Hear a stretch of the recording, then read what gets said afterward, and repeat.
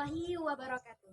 Halo teman-teman semuanya, perkenalkan nama saya Hafizatul Mutmainnah dengan NIM 2311409, Program Studi Pendidikan Matematika Universitas Abul Yatamah.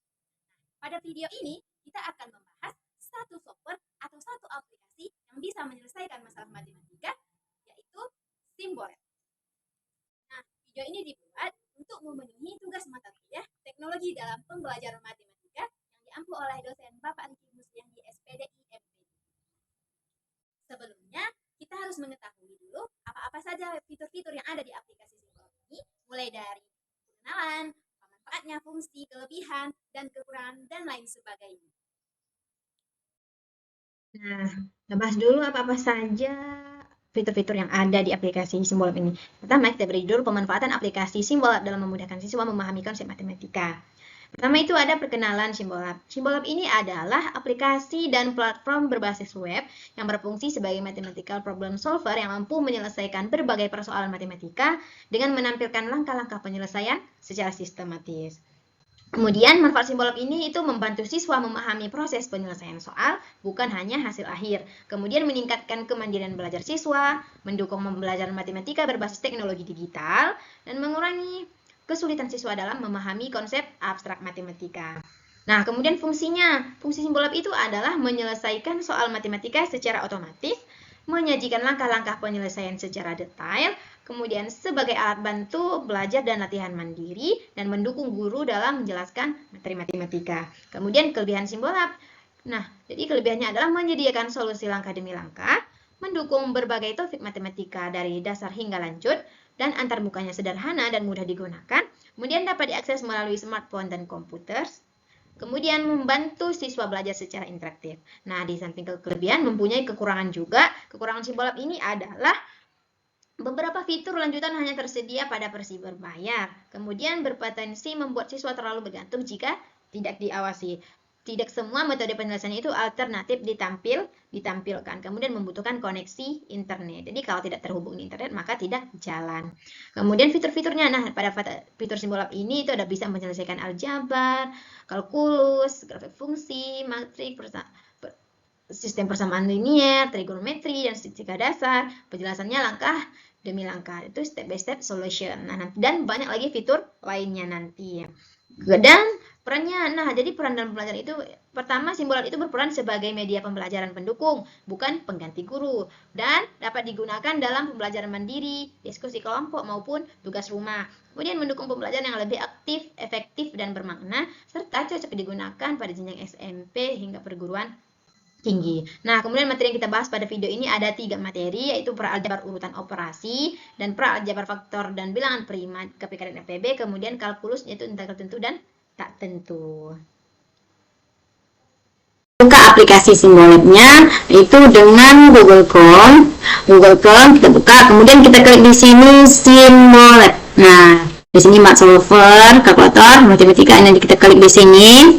Nah, muncullah tampilan aplikasi Simbolabnya seperti ini. Nah, kemudian di aplikasi Simbolab ini ada menyediakan solusi, grafik, kalkulator, geometri, obrolan AI, dan peralatan. Nah, kemudian di sini ada settingan sedikit bagi teman-teman yang masih bahasa Inggris, bisa ditranslate ke bahasa Indonesia ya, supaya lebih mudah difahami. Kemudian sini kita klik solusi. Nah, di solusi ini menampilkan berbagai fitur, berbagai materi yang bisa diselesaikan oleh aplikasi Simbolab ini.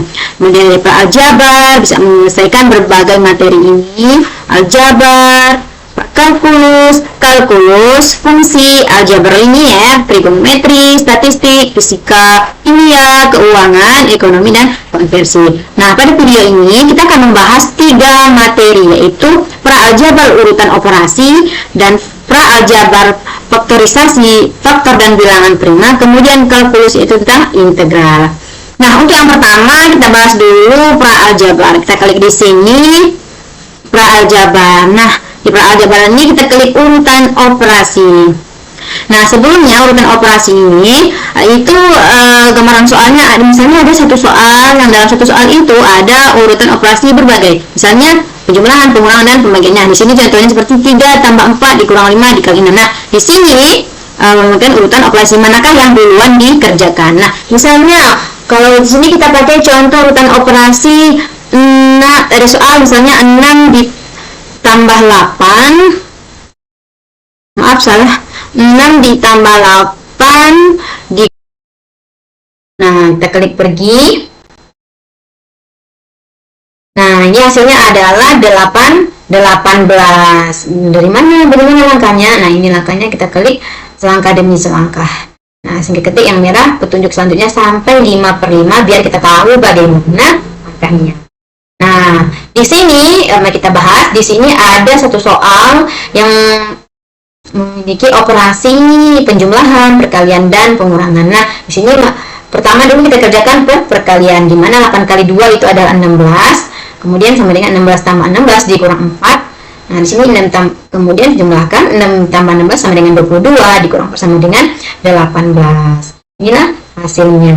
Kemudian kita buat contoh soal yang kedua. Misalnya soal yang kedua kita buat 18 dikurang 6 dibagi 3 ditambah 4. Nah, misalnya input soalnya seperti ini. Kita klik pergi. Nah, hasil dari itu adalah 20. Kenapa bisa 20? Nah, kita hidupkan ini. Jadi kita dapatkan petunjuk selanjutnya sampai 3/5.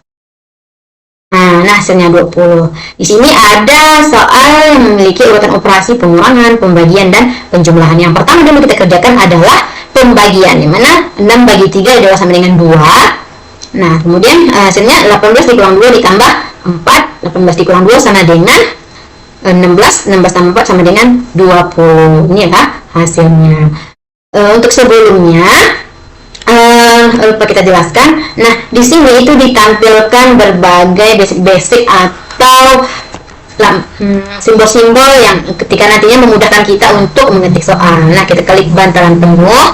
Nah, di sini ada menyediakan kuadrat, pangkat x kuadrat, kurang dari sama dengan, besar dari sama dengan.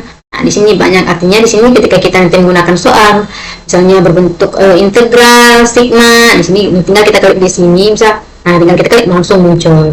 Itu tergantung soalnya di sini simbol-simbol yang mudah kita klik. Pada materi yang kedua yaitu tentang faktor dan bilangan prima, termasuk kepada peraljabar, faktor dan bilangan prima. Nah, di sini ada KPK dan GCF. GCF ini adalah Gratif Common Factor atau dalam bahasa Indonesia FPB. Pertama kita masuk dulu kepada soal KPK atau LCM. LCM ini Least Common Multiple, dalam bahasa Indonesianya itu kelipatan persekutuan terkecil.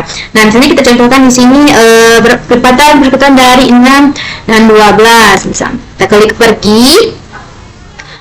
Nah, ini hasilnya. Kita klik, langkahnya adalah selangkah demi selangkah. Ini juga merupakan langkahnya. Di sini selangkah demi langkah. Nah, klik. Nah, ini dia. Jadi faktorisasi prima dari 6 adalah 2 dikali 3. Kemudian faktorisasi prima dari 12 adalah 2 dikali 2 dikali 3 sama dengan 12. 2 kali 2 sama dengan 4. 4 kali 3 sama dengan 12. Nah, kemudian yang kedua masuk kita kepada soal FPB, faktor persekutuan terbesar atau GCF, Greatest Common Factor. Nah, misalnya FPB dari 18 dan 24. Nah, kita klik di sini pergi. Nah, muncullah tampilan seperti ini. Jadi, nah kita klik langkah demi langkahnya. Tampilkan solusi sampai 5/5.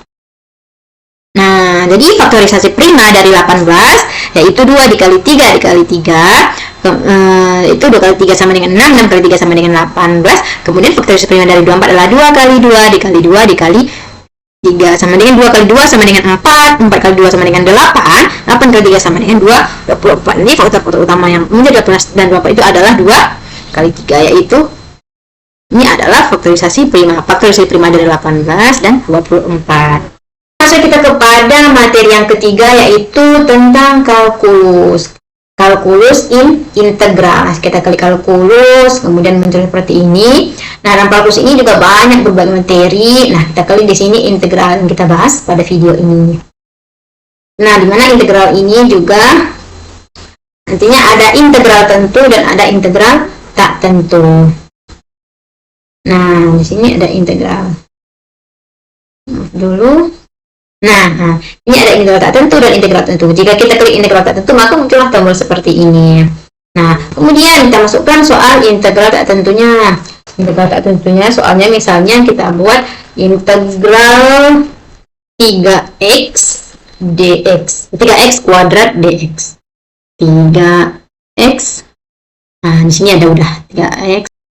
Kita klik integral 3x kuadrat dx. Nah, kita klik pergi. Nah, muncullah hasilnya adalah x pangkat 3 ditambah c. Nah, ini adalah langkah-langkahnya. Langkah solusinya ini sebenarnya kita ketahui di awal salah satu kekurangan simbol ini tidak menyampaikan detail penyelesaiannya, namun bisa menampilkan langkah demi langkah. Nah, sebelumnya kita ketahui aturan pangkat itu adalah integral x pangkat n dx itu sama dengan 1 per n ditambah 1 x pangkat n tambah 1 ditambah c, dimana di sini kalikan kanan x kuadrat, yang hasilnya di sini x pangkat 3 ditambah 3 dari mana bisa? Dari kita masukkan nilai n-nya. N-nya itu adalah pangkat, dimana di sini pangkatnya 2, berarti 1 ditambah n tambah 1, berarti 2 tambah 1 dengan 1 per 3 ditambah x n ditambah 1, n-nya di sini 2, berarti 2 ditambah 1, berarti x pangkat 3. Banyaknya 1 per 3 x pangkat 3, dimana satunya itu tidak usah tulis. Nah, kemudian masukkan 3-nya. Nah, 3 dikali x pangkat 3 per 3. Kenapa menghasilkan x pangkat 3? Karena 3 dibagi 3 atau 3 per 3 itu 1. 1 ini tidak usah ditulis, maka hasilnya adalah x pangkat 3. Kemudian ditambah konstanta. C ini adalah selebaran konstanta. Nah, hasilnya adalah x pangkat 3 ditambah c. Kemudian selain menampilkan hasil, simbolik ini juga menghasilkan grafik dari hasil soal tersebut. Nah, ini dia grafiknya. Grafik dari simbolnya. Kita kepada soal yang terakhir, yaitu integral tentu, di mana integral tentu ini memiliki batas. Nah, kita klik di sini. Nah, muncullah simbolnya di sini ada batasnya. Contohnya kita buat integral dengan batas bawahnya misalnya 0 dan batas atasnya misalnya 2. Kemudian soalnya kita, yaitu x ditambah 1. Nah, kita klik pergi. Nah, sebenarnya itu adalah 4. Kenapa bisa 4? Nah, untuk sebelumnya kita ketahui ada sedikit, kalau integral tentu ini memiliki rumus, nanti integral dengan batas atas dan batas bawah fx dx itu adalah f batas atas dikurang batas bawah. Nanti tinggal menambahkan batas atas dan batas bawahnya. Caranya sama seperti integral tak tentu. Nah, di sini x tambah 1. Sebelumnya itu ada 1 ditambah 1 x 1 ditambah 1 sama dengan 1 per 2 x kuadrat. Kemudian ditambah x 1 itu adalah integral dari x. Jadi sebelumnya di sini itu ada 1 per 2 x kuadrat ditambah x. Kemudian kan di sini ada 1 per 2 x kuadrat, x-nya ini diganti dengan batas bawahnya yaitu 0. Batas atasnya itu 2, berarti 1 per 2, dimana di sini tidak ditampilkan ya teman-teman. Mungkin itu ini dah kekurangan dari aplikasi ini. Mana 2 tambah 2 ini adalah 2 ini batas atas dari x, kemudian sedangkan 2 yang kedua adalah batas bawah dari 1. Nah, jadinya adalah 2 ditambah 2 sama dengan 4. Ini adalah hasil akhirnya. Kemudian nah ini grafik dari hasil akhirnya. Seperti demikian. Semoga pembahasan ini bisa kita pahami. Kesimpulannya adalah simbol ini merupakan aplikasi pendukung pembelajaran matematika yang membantu siswa memahami penyelesaian soal secara sistematis dan mandiri. Dengan pemanfaatan yang bijak, Simbolab dapat meningkatkan efektivitas dan kualitas pembelajaran matematika. Semoga bisa bermanfaat bagi teman-teman semua, terkhususnya bagi saya. Bila ada kesalahan, mohonlah diberitahukan. Akhiri dengan Assalamualaikum warahmatullahi wabarakatuh.